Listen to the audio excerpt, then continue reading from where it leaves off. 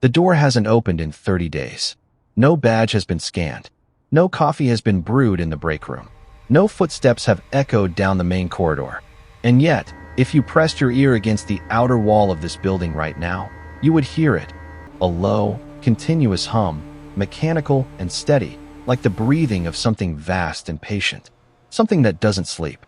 Something that doesn't wait. This factory has been running without a single human being inside it for an entire month, and in that time, it has not missed a single production cycle.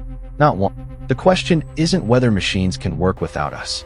The question is, what exactly have they been doing in there while no one was watching? Step inside.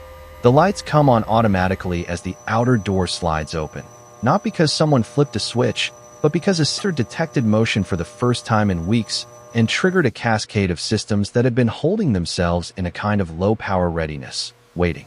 The air smells faintly of metal and coolant, and something almost sterile, like the inside of a place that has been meticulously maintained by systems that never forget and never cut corners. The floor is spotless, not because a cleaning crew came through, but because a fleet of autonomous floor units has been moving through these corridors every 6 hours, methodically, quietly, without being asked. The factory didn't wait for someone to notice the floor was dirty. It noticed on its own and handled it before the dust had time to settle. That's the first thing you understand when you walk into a place like this. It doesn't need permission. It doesn't need oversight. It just runs. And it runs beautifully. The main production floor opens up ahead like the interior of a cathedral. Vast, vaulted ceilings disappearing into shadow. Rows of machinery stretching so far into the distance that the far end blurs into a haze of light and motion. Every surface is precise. Every angle is deliberate. The machines here were not placed randomly. They were arranged by optimization algorithms that modeled thousands of different configurations before settling on this one. The layout that minimizes wasted movement, reduces energy consumption, and maximizes throughput with a kind of geometric elegance that no human planner would have arrived on their own. It looks, from a distance, almost like choreography. Arms moving in arcs. Conveyors pulling materials in smooth, unbroken lines. Sensors sweeping. Lasers measuring. Systems talking to each other in frequencies you can't hear. Exchanging data at speeds you can't perceive. Making adjustments so small and so constant that the whole floor seems to breathe in sync. You stand at the entrance and just watch for a moment, because there's nothing else you can do. It's too much to process all at once. The scale is overwhelming. The precision is unsettling. And the silence, the human silence, is the strangest thing of all. There are no voices, no radios playing in the background, no one shouting across the floor, no laughter, no arguments, no someone dropping a wrench and swearing under their breath.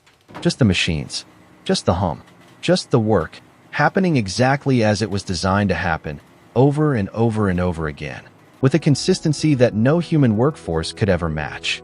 And it's been this way for 30 days. Let that sit for a second. 30 days. Nearly 1,000 hours of continuous operation. And not a single unit was missed. Not a single order went unfulfilled. Not a single machine sat idle waiting for a human to come and fix it, adjust it, restart it, clean it. Because when something needed attention, and things always need attention, even in the most advanced facilities in the world, the factory handled it. Itself. That's what we're here to understand. Not just what this factory makes, but how it makes it. How it decides. How it adapts. How it keeps going when the lights go out, and the people go home, and the days tick by, without a single hand touching a single surface. How it became, in every meaningful sense of word, alive. The raw materials arrive first. They always arrive first. Even in a facility like this, sealed, autonomous, operating on its own internal logic. Everything begins with something coming in from the outside world. The loading dock sensors detect the incoming vehicle while it's still half a kilometer away, reading signals from the truck's onboard system and beginning the receiving sequence before the vehicle has even turned into the facility entrance. By the time the truck backs into the dock, the doors are already open. The conveyor system is already active. The receiving inventory AI has already cross-referenced the incoming shipment against the current production schedule and flagged exactly where each pallet should go, in what order, with what priority. There's no waiting. There's no paperwork. There's no one standing with a clipboard trying to figure out where to put things. The materials flow in like water, finding its level, naturally, inevitably, guided by invisible logic into exactly the right place at exactly the right moment. The pallets are unwrapped by robotic arms that move with a kind of deliberate gentleness, peeling back protective sheeting and scanning each layer as it's revealed, building a precise three-dimensional inventory of exactly what has arrived. If something is damaged, a corner dented, a surface scratched, a seal compromised, the system knows immediately. It flags the item, reroutes it, and adjusts the production plan in real time to account for the discrepancy. No supervisor needs to be called. No decision needs to be escalated. The factory decides, and the factory acts, and the line keeps moving. What arrives here are the foundational elements of a product that most people use without ever thinking about where it came from or how it was made. The materials are varied, some metallic, dense, and cold to the touch, arriving in precisely cut sheets or rods or granules depending on their role in the final assembly. Some are polymers, engineered to exact specifications, their molecular structure tuned for flexibility or rigidity or heat resistance depending on where in the product they'll end up.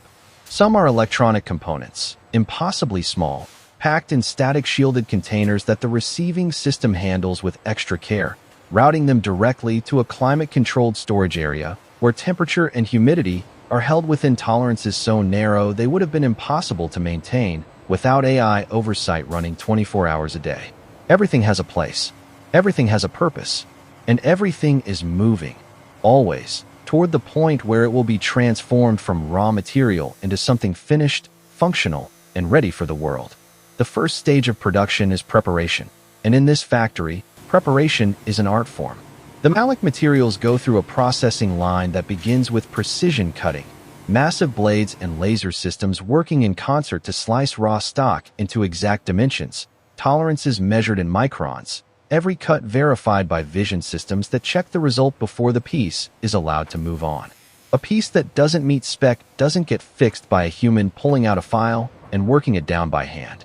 It gets flagged, measured, assessed, and either rerouted to a secondary processing station for automated correction or rejected entirely and returned to material stock. The system makes this determination in milliseconds. It has already decided what to do before a human observer would have even noticed the problem existed. The cut pieces move on conveyors that are themselves intelligent, systems that track every item on their surface, know its destination, and route it there without confusion or error. The conveyors don't just carry things. They think about carrying things, optimizing flow in real time based on what's happening downstream, slowing in some places, accelerating in others, creating a kind of living circulatory system that keeps the entire production floor in balance. Watch them long enough and you start to see the pattern, the way items bunch and spread depending on downstream conditions, the way the system breathes in and out as it manages the flow of materials through dozens of parallel processes happening simultaneously. It's hypnotic, it's beautiful, and it's running entirely on its own. The polymer materials go through a different kind of preparation.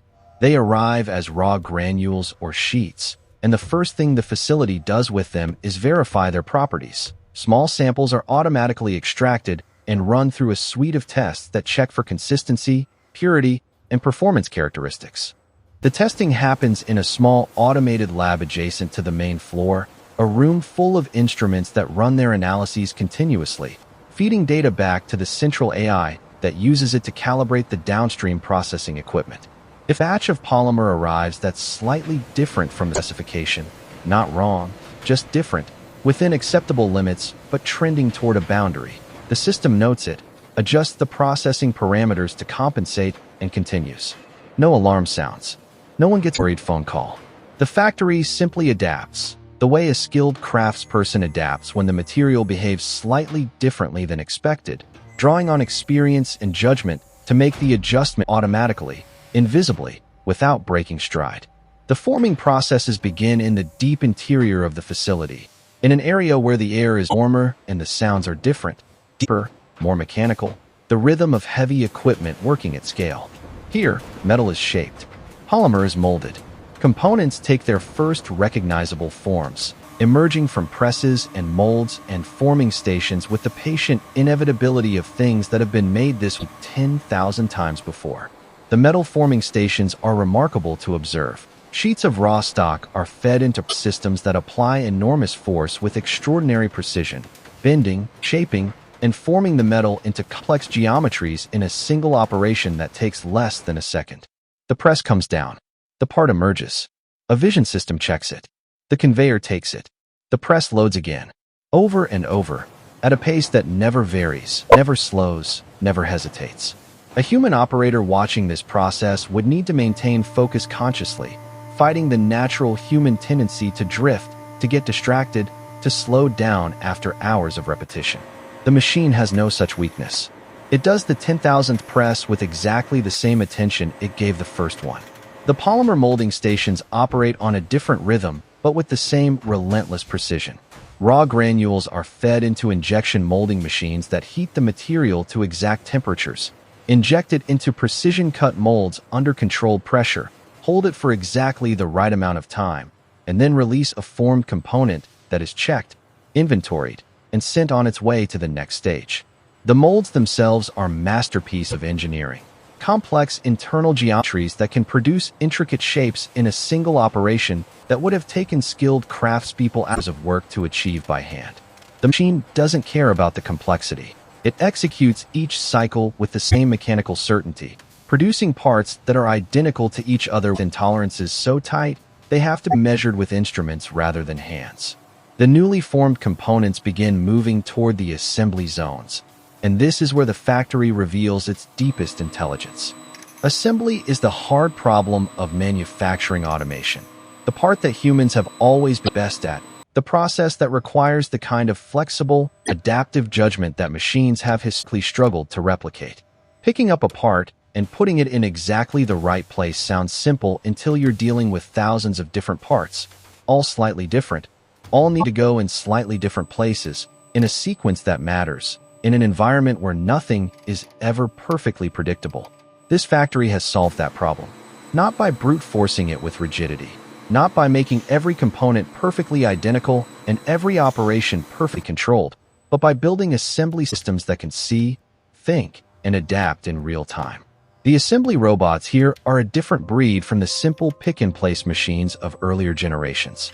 They have eyes, multiple camera systems feeding continuous visual data into AI models that understand what they're looking at with genuine comprehension.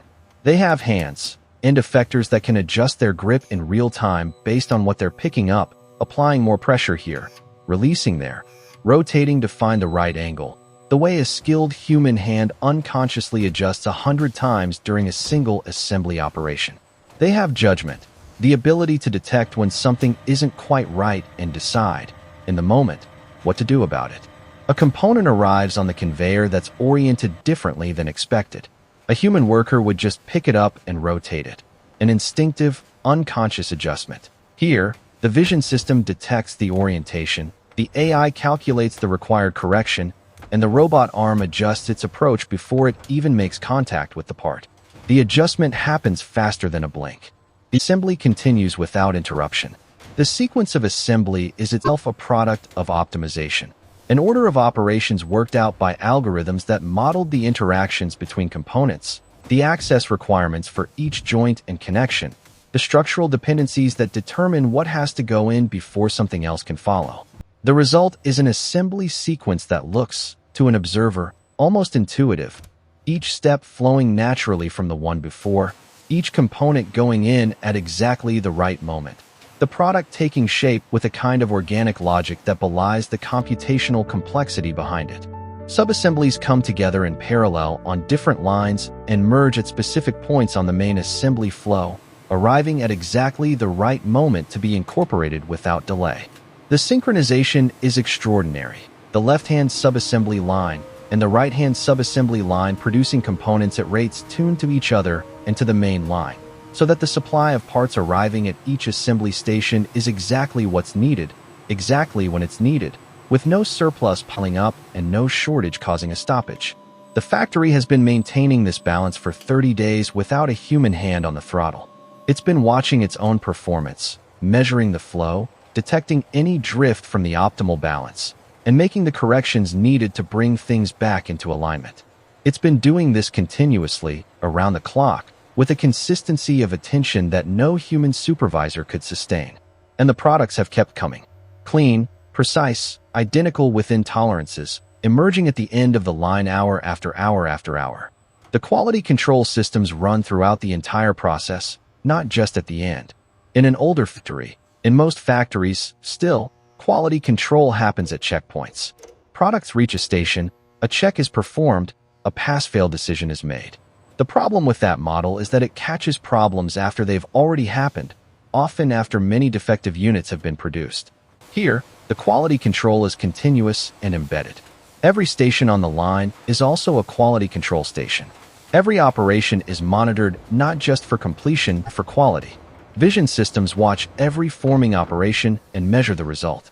Force sensors in every press and mold track the parameters of each cycle and flag any deviation from the expected profile. Acoustic sensors listen for sounds that indicate a tool wearing out or a process going off spec. Temperature sensors, vibration sensors, current sensors, dozens of different measurement systems, all feeding data continuously into analytical AI that is constantly building and refining a model of what good production looks like and flagging anything that deviates from it. When a deviation is detected, and deviations are always detected because no process is perfectly stable, the system responds immediately. If the deviation is small and within a range that the AI understands from historical data, it makes an automatic adjustment and continues. If the deviation is larger or of a type the system hasn't seen before and can't confidently classify, it escalates, not to a human, because there are no humans here, but to a higher level of the facility's own decision-making hierarchy, which applies more sophisticated analysis, pulls in more data, and determines the appropriate response. Only if the situation genuinely exceeds the facility's ability to handle autonomously, something it's been designed specifically to avoid, would an alert go out to a human being. In 30 days, that alert has not been triggered once. The finishing processes occupy a zone of the facility that feels different from the rest of the floor, quieter in some ways, more intense in others. Here, surfaces are treated, coatings are applied, final dimensions are verified against the most precise standards in the entire production process. The surface treatment systems work in carefully controlled environments where air quality, temperature, and humidity are held within ranges that ensure consistent results. The application of coatings is done by robotic systems that move with fluid precision, covering surfaces in smooth, even passes that produce results of extraordinary uniformity.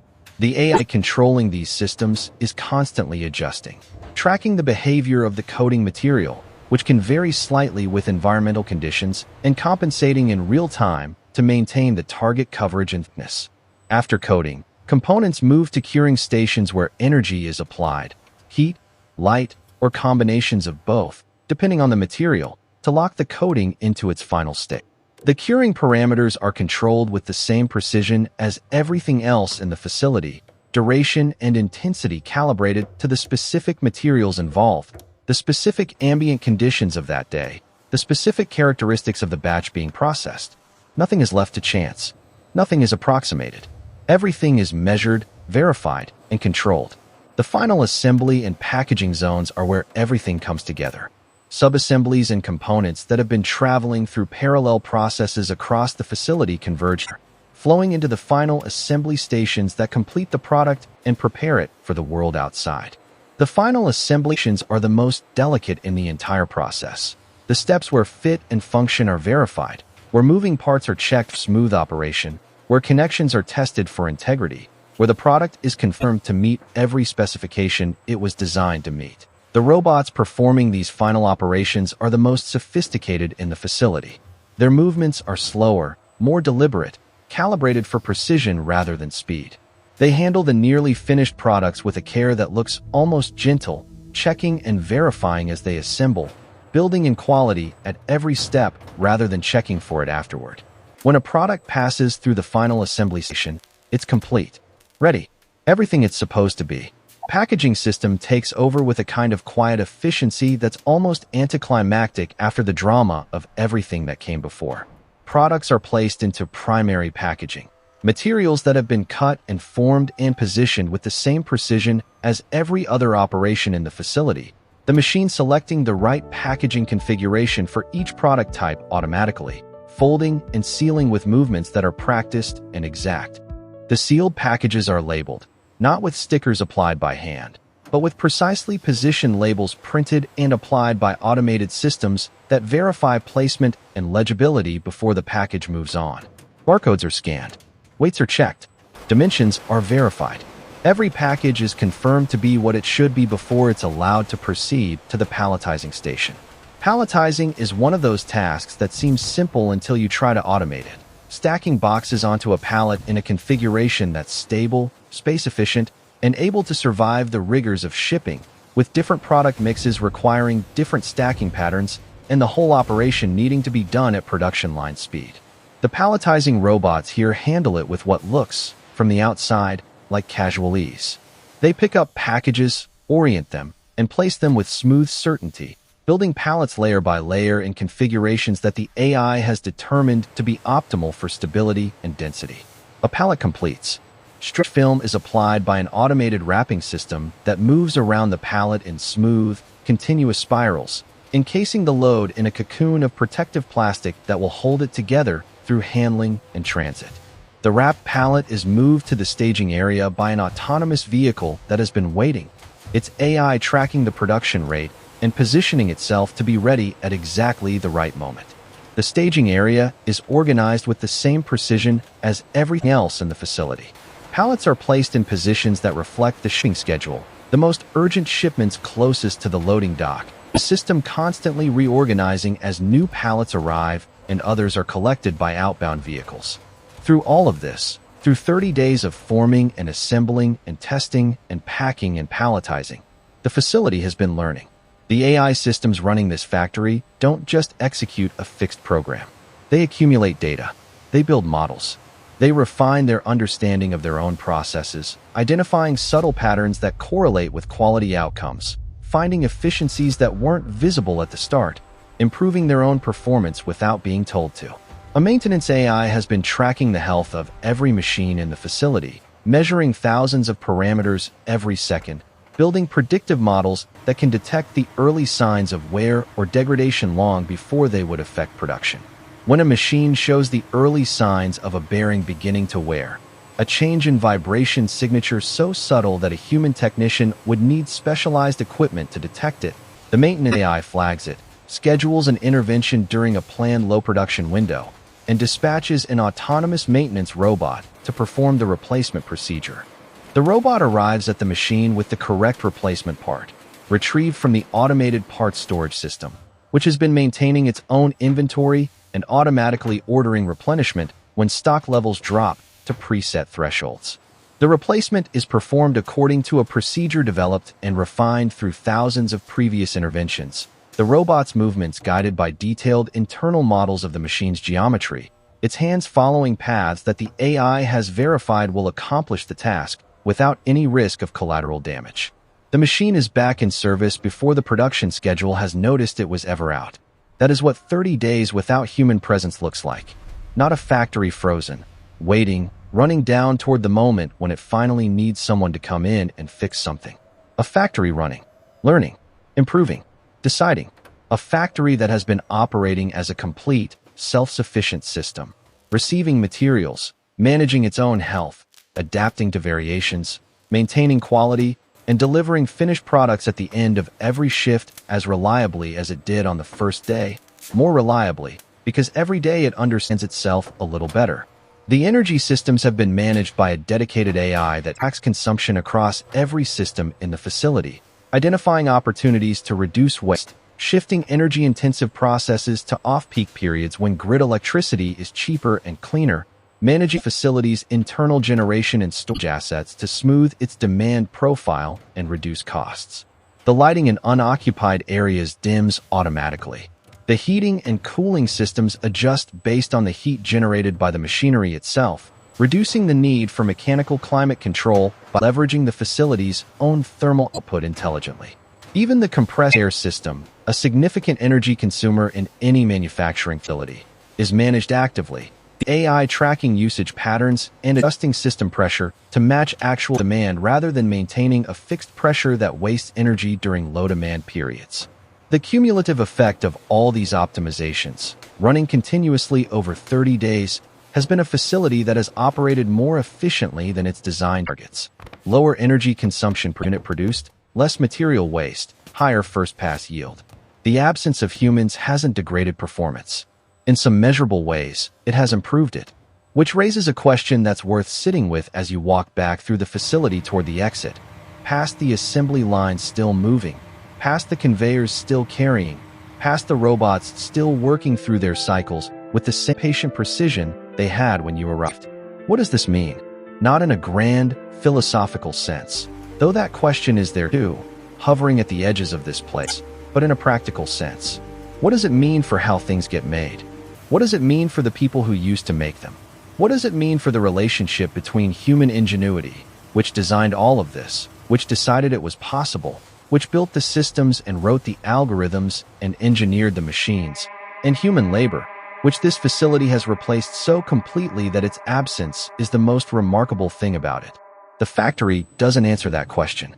It just keeps running. The door slides close behind you. The sensor registers your departure. Somewhere in the facility's distributed intelligence, your visit has been logged and filed. A brief anomaly in 30 days of uninterrupted operation, already accounted for, already dismissed as irrelevant to the ongoing work. The hum continues. The lines continue. The products continue emerging at the far end of the process, clean and precise and identical, piling up in the staging area, waiting for the next truck to come and carry them out into the world where people will use them without ever knowing where they came from, without ever knowing that no human hand touched them, without ever knowing that a building sat quiet and sealed for a month, running on its own terms, according to its own logic, making things at a pace and a consistency that redefines what production actually means. And the question that started all of this, what exactly has been happening in there while no one was watching, has an answer now. Everything. Everything has been happening. Exactly as planned. Exactly on schedule. Without pause. Without error. Without anyone tell it to keep going. It just did. It just kept going. Because that's what it was built to do. And it's very, very good at it.